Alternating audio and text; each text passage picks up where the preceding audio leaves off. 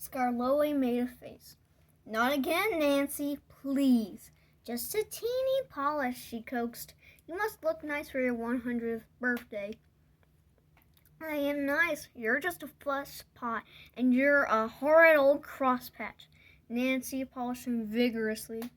Scarlowe smiled. Nancy, he said, I really was a crosspatch once. Shall I tell you? Yes, please. Well, come down.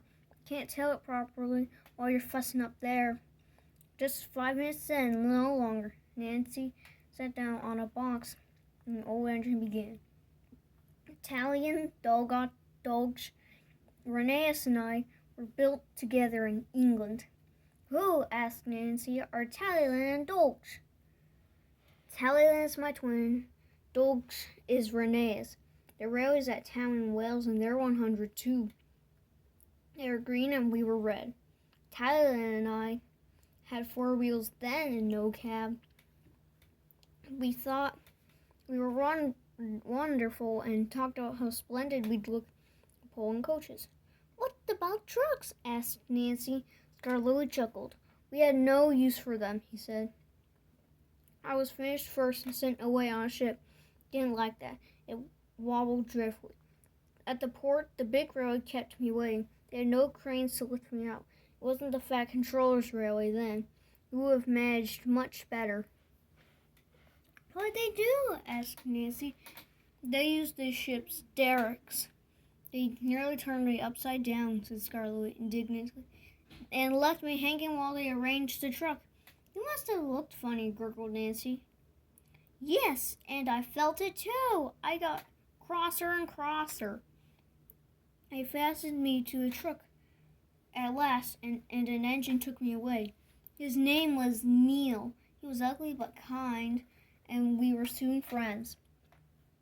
So you're bound for the wee railway, he said. You must put some order into these trucks. The heaviest they make you'd hardly believe. I didn't like the sound of that, but I was too tired to say anything. The two people were waiting when we got there, but they weren't used to engines. It was dark before I was on my rails. Then they left me lonely and unhappy, wishing Reneus would come. Trucks were everywhere next morning. Suddenly, with a rattle and a roar, a train of loaded ones came in. I was surprised. There's no engine, I said. A workman laughed. They've come down by gravity, he said. The empty ones need pulling up, though. That's why you've come. But they can't go up by whatever it was you said. Gravity only brings things down. We need horses or engines like you to pull them up. What? Have I to pull trucks? Of course, I won't. I want coaches. He just laughed and walked away. Soon, Mr. Mack, the manager, arrived with some men. He showed them my parts from a book. We're going to steam you, Scarlowe, he said.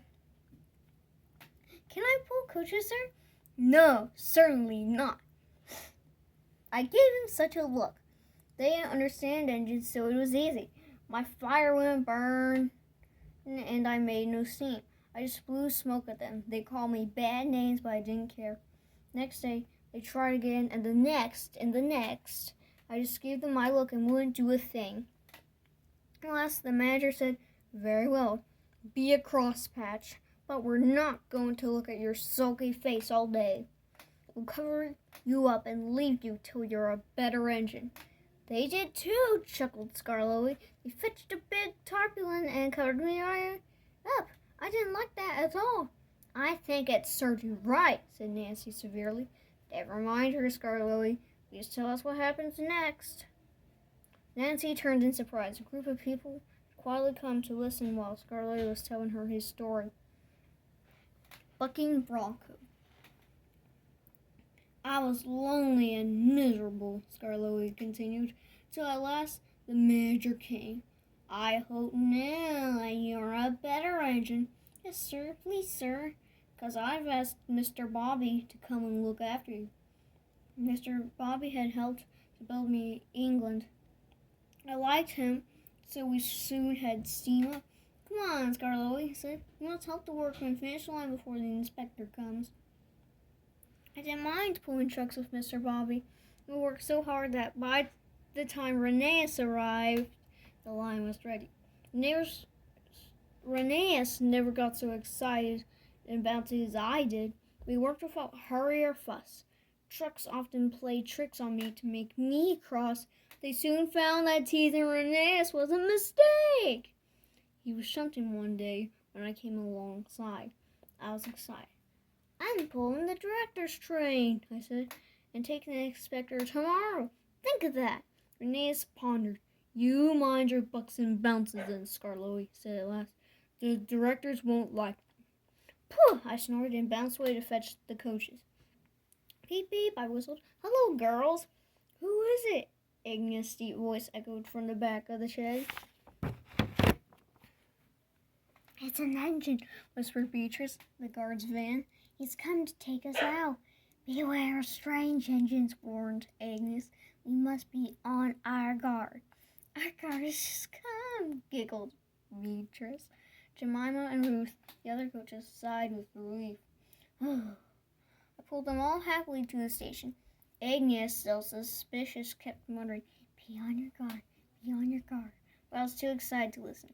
It might have been better if I had. I was sizzling with excitement as I ran round and back down on Agnes. It's fun, I chortled. You may look harmless, she whispered, but we'll watch you. She took me quite aback. But even Agnes couldn't complain about our upward journey. We stopped at every station, and the drivers got out to admire the arrangements. Everything went well. I forgot about Agnes, and the manager, smiling, joined us on the plate for the journey home. It looks so easy, Mr. Bobby said, as we rolled gently down. Can I drive him, please? You're running nicely. First straight, I hissed happily. Gained speed, and all unknowing, I began to bounce. The manager, alarmed, closed my regular too quickly and too much. Agnes' buffers clashed. He's playing tricks! Bump him, girls! Bump him! He surged against me, urging me on. I bounced and lurched. Couldn't help it. The manager lost his foot. Again. Grabbed wildly for a handhold, disappeared. Peep, peep, peep! Brakes hard, please. Mr. Bobby took my controls, stopped the train, and looked back. 2 legs waved wildly from a bush. The manager was unhurt but very cross. I'll not ride that bucking bronco again, he said. He sat in Beatrice for the rest of the journey. The directors complained they'd been badly shaken. They said it was my fault. Reneus will take the inspector tomorrow, they ordered. You will stay out of sight in the shed. But late that evening, the manager came. I'm sorry, sir. I did try to be good. It wasn't your fault, Scarlet. I'm sorry I was cross. You must do what the directors say now. But I'll make it up to you later. The inspector was pleased with Reneus. You've done very well, he said kindly, for a new engine. Told the drivers about some improvements which were needed. But, he went on the whole, your arrangements are good. Came to see me. And the directors told him what they thought had happened. I think, gentlemen, he said, that you are mistaken. Scarlet should prove to be a useful engine, but he needs another pair of wheels. Take my advice and have them fit, and you'll see a difference. Good day.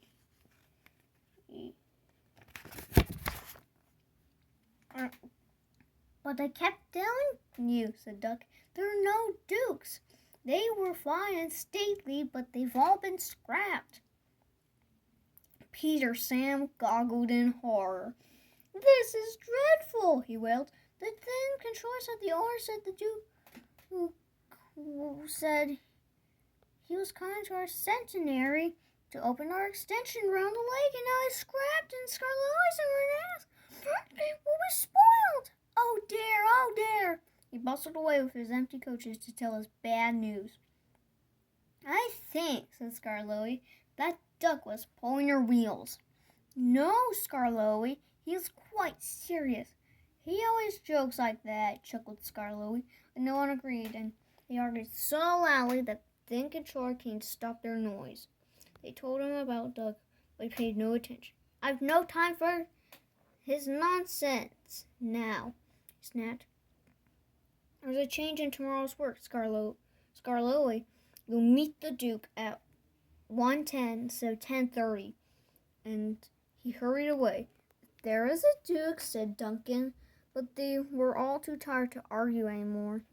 They spent a gloomy night, but cheered up next morning when the cleaners greeted the birthday engines with all metal band. Drivers and firemen joined in, and even the Thin Controller banged a metal plate as loudly as anyone. The engines punctuated the music with their whistles. The owner laughed and held his ears. Presently, he looked at his watch. That's enough, he ordered. So Rusty, Sir Handel, and Duncan went at once to find their coaches. Visitors crowded the big station. They wanted to go to places along the line to watch the celebrations. Peter, Sam, and Reneus had carefully practiced their parts. Passengers in Agnes, Ruth, Lucy, Jemima, and Beatrice all wore clothes of 1865.